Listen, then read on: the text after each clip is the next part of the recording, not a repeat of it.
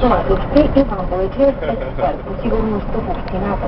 Прекъснато е заседанието на Общинския съвет, хората са изведени своевременно от сградата. Бояджиев не изключи възможността причината за атаката да е от дневния ред на Общинския съвет. Спрямо движението по улица Московска в района на сградата на Столична община заради сигнал за бомба. Новите технологии и енергийната ефективност са в фокуса на проекта за енергийна стратегия на България до 2020 година. Документът, който бе представен официално в Министерския съвет, днес поставя акцент за развитието на отрасъла върху разумния баланс между наличния енергиен ресурс в страната и изискванията на Европейския съюз за чиста енергия, като една от мерките за